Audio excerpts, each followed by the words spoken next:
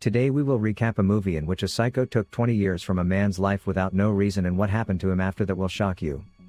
And to know this movie's name? Watch the video till the end. In the beginning, we're introduced to Joe Doucette, who is an alcoholic and a short-tempered advertising executive. Joe's boss tells him that the clients he's about to see today are extremely important for the business and he must not lose them at any cost. After his employer leaves, Joe gets a call from his ex-wife Donna. Donna angrily bursts at him on call and asks him why he hasn't shown up for their daughter's birthday. But he feels no remorse about it, nor does he feel any sort of obligation to see either his wife or daughter at all. He tells her the 3-year-old wouldn't care about this, and he prioritizes attending a business meeting with his clients, a couple.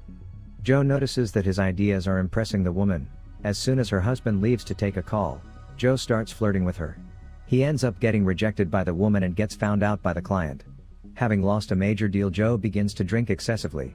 At some point decides to buy a toy for his daughter from a street vendor. Then he stumbles into his friend Chucky's bar and asks him to let him have more alcohol. Chucky notices his unstable state and refuses because the bar is closed. Joe walks away, but then he encounters a woman in the middle of the street holding a yellow umbrella. He goes near her, and the scene changes. Chucky later opens his door to see Joe's toy on the floor, but Joe has nowhere to be found. Joe later wakes up in a hotel room, presumably after clapping the woman he met on the street earlier. The woman is nowhere to be found. Not only that, Joe soon realizes that the cupboard is filled with plain white clothes. He looks around the room and realizes that he's locked inside. Soon after, a tray of food gets slid down the doggy door. Joe forces his head through and begs to be let go. A few days pass like this, with the captors providing Joe with dumplings from a Chinese restaurant as food and alcohol.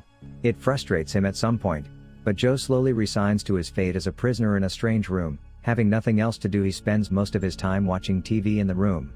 One day, while watching a fitness video, he starts touching his bull, right when white fog seeps out of the vents and knocks him unconscious.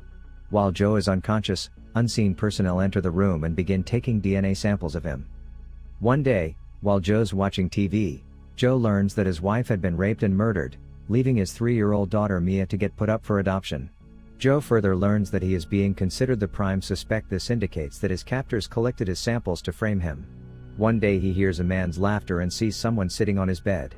However, when he happily approaches him, the man disappears, indicating that it was only a hallucination.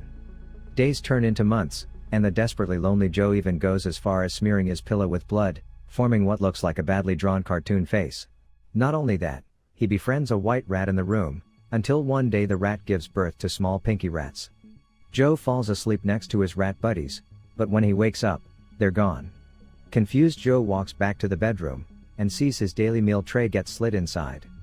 However, this meal is slightly different. He wails in agony at the sight of his rat friend and its baby's dead served on the plate. This shatters him. He breaks a mirror in the room and uses a glass shard to injure his wrist. And the next time he wakes up, he's all patched up. Moreover, his capture has removed the shattered mirror that Joe used to cut his arm, so that he may not try to end his life again. Years go by. Joe relies on the television in the room to catch up on the outside world.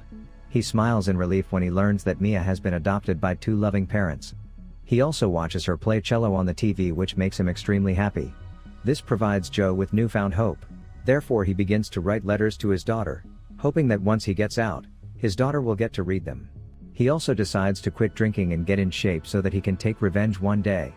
Joe comes up with an escape plan. Over the years, Joe manages to pull out some bricks from the wall of his washroom and makes a small opening for an escape. He crawls through it and follows a dark tunnel, until he reaches the end, and kicks his way through.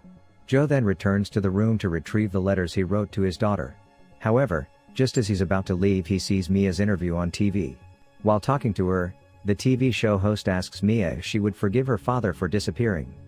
In the interview, Mia says that if her father Joe is still alive, she's willing to try to forgive him, even though he killed her mother. Just then gas is released into Joe's room. He tries to escape but fails and passes out. Joe wakes up later in a trunk placed out in an open field. He has his letters with him, along with some cash, and a smartphone that shows a countdown. Then he spots the woman with the yellow umbrella standing at a distance and immediately goes after her. Joe keeps calling to her, but the woman doesn't stop. When he finally reaches her and grabs her, the woman loudly tells him to get off of her. Then he gets interrupted by a group of football players who thinks he is harassing the woman. Joe easily beats up the football players before resuming on his way. Joe again starts following the lady. He finds a man holding the umbrella, and roughly asks him where the woman went. Since Joe's action caused a scene, this prompts a nurse named Marie to walk up to him and softly ask him if he's okay. She hands him her card. Joe takes it and leaves. Joe goes to meet his old friend Chucky. After 20 years of disappearance, he tells Chucky everything. As the two are talking, Joe gets a call from someone who tells him that he kidnapped Mia. He tells him that he'll keep in touch and hangs up. After the call ends, Joe then asks Chucky to help him track down whoever did this to him, which is no easy task because Joe has quite a long list of people he wronged in the past. In the morning, Chucky finds him lying unconscious on the floor. He finds Marie's card in Joe's pocket and calls her for help. Marie comes and takes care of Joe. She asks Chucky about him, but Chucky refuses to tell her much since he's not sure who to trust. When Chucky leaves for a moment, Marie finds the letters Joe wrote and starts reading them. Feeling violated, Joe yanks the letters away from her and begins acting aggressively. Marie calms him down by telling him that she believes his story, and is willing to help him to find his daughter and prove his innocence. Now accompanied by Marie, Joe continues his investigation to find the culprit behind his kidnapping and imprisonment. Later on, he comes up with another idea. He decides to try eating the dumplings served at every single Chinese restaurant, with the word dragon on its name, because it's the only thing he's been fed for the last 20 years. At some point during the search, Marie excuses herself because she has to go to work. Joe then resumes his search alone. He managed to track down the restaurant which supplied the dumplings. Joe starts observing the customers. When he sees someone checking out with a lot of food, he follows him in hopes that he would lead him to his captor. The man parks his car near some sort of facility. Joe eliminates him and takes the food inside. Once he is inside, he proceeds to kill the receptionist. Here we learn that Joe wasn't the only one held captive. Just like Joe, Cheney notices that the captives have still not been fed. He gets out of his room to check on his workers, but as he does, Joe attacks him. He tortures Cheney by cutting open flesh wounds all over his neck. Cheney tells him to reach for an audio recording and listen to it. In the recording, Cheney's employer simply tells him to lock up Joe for 20 years, without even stating the reason why. Shortly after one of Cheney's men notices the dead guard, he calls for backup and runs to check on Cheney.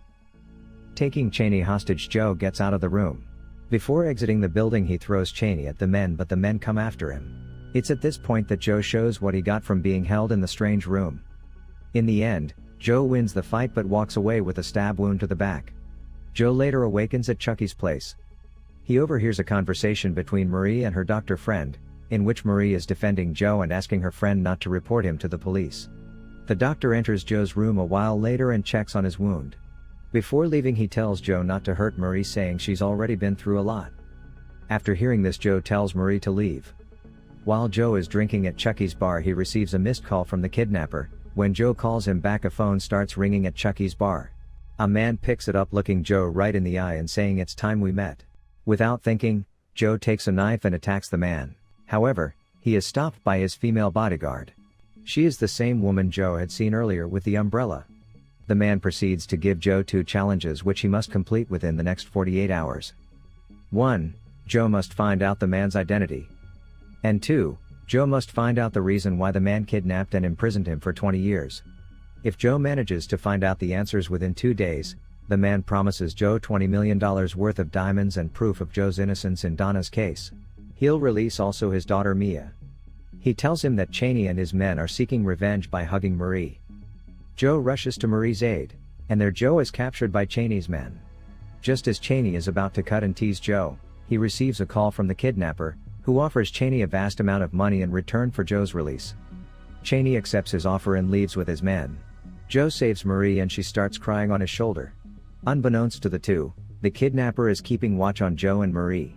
Then Joe gets another call from the man, and he notes that the same sound always plays in the background of each call. Joe and Marie determine through a music recognition app that the music is the anthem of the Evergreen Academy, which is a school Joe went to when he was younger.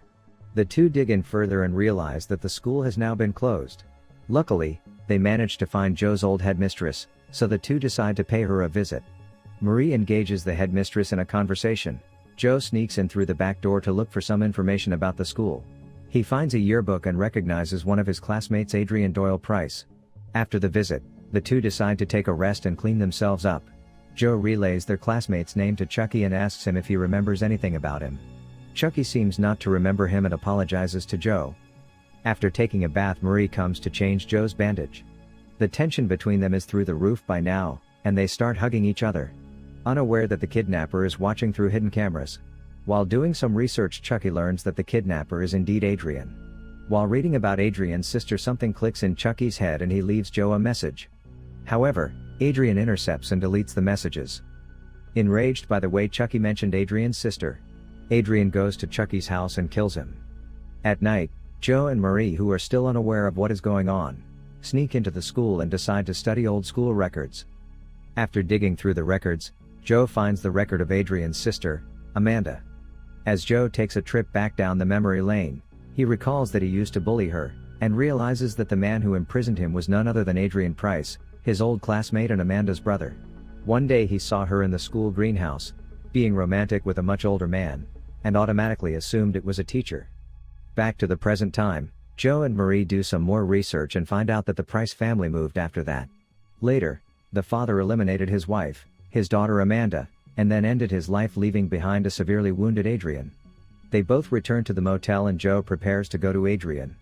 Later on, he comes face to face with Adrian, and this time, he manages to kill Adrian's trusty bodyguard. Adrian tells Joe that he will give Mia to him along with everything he promised.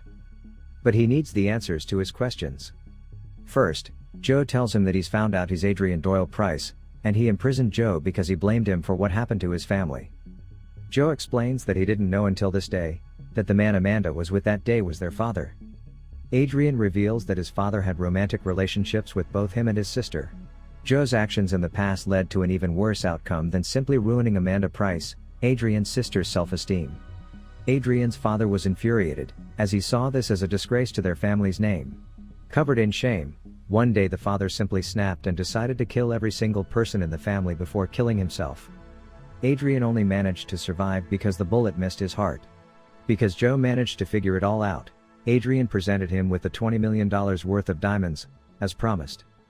Not only that, he proceeds to lead Joe to another room to see his daughter. Adrian mentions that Joe never asked the most important question: why was he released? Adrian takes Joe to a room where he sees the sets of the TV shows Joe used to watch in captivity. It's revealed that everything Joe was shown on TV about Mia had been staged by the girl who was shown as Mia is actually a paid actress and a musician. Joe is enraged by this and begins to question where the real Mia is. Adrian says that to get to Mia, Joe needs to answer the last question: why he was released? With this, Adrian plays a slideshow, showing Joe pictures of his daughter from childhood to the present day. He explains that he changed her name, found her the right parents, and gave her the perfect environment to grow into a beautiful woman. Adrian managed to make them spend time together and finally make love to each other, so Joe would finally understand the pain that Adrian's family and especially his sister went through. Joe is now beyond disgusted and disappointed in himself. After having his perfect revenge, Adrian ends his life. The movie ends with Joe leaving a goodbye note to Marie along with the diamonds. In the note, he tells her that he cannot see her anymore and that he's done something unforgivable, that he needs to punish himself for it. Joe then uses some of the diamonds to pay Cheney to imprison him in his facility again for the rest of his life. So this was the story of Old Boy, which was released in 2013. If you like the story, then do watch the full film, and if you want to watch more such amazing recaps, then do subscribe to our channel. See you in the next recap.